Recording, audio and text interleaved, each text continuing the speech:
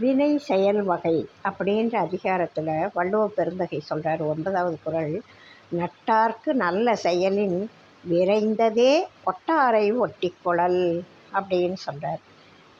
நம்ம ஒரு செயல் செய்கிறோன்னா எதை முன்னாடி செய்யணும், எதை பின்னாடி செய்யணும், எதை பொறுமையாக செய்யலாம், எதை அவசரமாக செய்யணும் அப்படின்னு நம்ம வாழ்க்கையில் எல்லா செயலையும் கொஞ்சம் யோசித்து முடிவெடுத்து தான் நம்ம எல்லா சின்ன சின்ன விஷயம் கூட அப்படி தான் செய்வோம். அப்படி இருக்கிற போது ஒருத்தர் நண்பர்கள் இருக்காங்க. எல்லாரும் எப்படியோ ஏதோ ஒரு வகையில் நண்பர்கள் இருப்பாங்க. அந்த நண்பர்களுக்கு ஏதாவது நல்லது செய்யணும் அப்படின்னு நினைக்கலாம். அது இயற்கை, அந்த மனித குணம் அது இருக்கும், நினைக்கும். இப்போது அதை விட முன்னாடி இன்னொரு செயல் செய்யணும்ப்பா. நீ என்ன செய்யணும்? நீ உன் ஃப்ரெண்டுக்கு செய்கிறது பொறுமையாக கூட செய்துக்கோ, ஒன்றும் அவசரம் இல்லை. ஏன்னா அவங்க உங்கள் ஃப்ரெண்டு.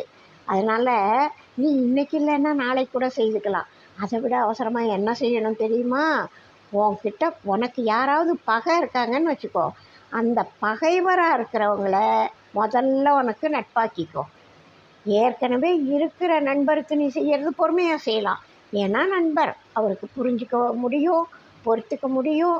சீக்கிரம் செய்யலைன்னு ஒரு எந்த துன்பமும் ஏற்படுத்த மாட்டாங்க. ஆனால் பகைவர்கள் எப்போதும் அந்த பகை உணர்ச்சியோடு பார்ப்பாங்க இல்லையா? முதல்ல அவங்க மனசில் இருக்கிற பகையை விரட்டணும். பகைவரை நண்பரை ஆக்கிக்கணும் அப்படின்னு சொன்னால், நட்பாக்கிக்கிறதுனா எப்படி சுலபமாக முடியுமா? பகைவர்கிட்ட போய் அப்படியே நேராக கை கொடுத்து இன்னையிலேருந்து நீ நானும் பகை கிடையாது, நண்பர் அப்படின்னு சொன்னால் ஒத்துக்குவார? இல்லை. முதல்ல என்ன செய்யணும்? அவங்களுடைய அன்புக்கு பாத்திரமாகணும், நம்பிக்கைக்கு பாத்திரமாகணும், அதுக்குண்டான செயலை செய்யணும். அதுக்கப்புறம் தான் அவங்க நம்புவாங்க.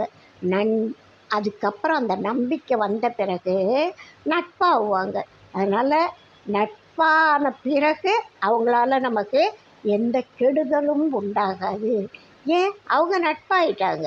நமக்கு தீங்கு செய்கிற மனசு அவங்களுக்கு வராது. பகையாளியாக இருக்கிறப்போ உள்ளுக்குள்ளே குறுன்னு ஏதானும் ஒரு வக்கரமான குணங்கள் பார்க்குற போது, கேட்குற போது, பேசுகிற போது உண்டாகிட்டே இருக்கும். இப்போ நட்பராக முதல்ல விரோதியை நண்பனாக்கி கொள்ள, அதுதான் நீ முதல்ல செய்கிற செயல். அதுக்கப்புறம் உன் நண்பருக்கு என்ன வேணாலும் நீ செயல் செய்துக்கோ, என்ன வேணாலும் உதவி செய்துக்கோ. இந்த 2ல் நண்பர்களுக்கு உதவி செய்கிறது, பகைவர்களை நண்பர்களாக்கிக்கிறது. இந்த 2ல் எது முன்னாடி செய்யணும்? பகைவர்களை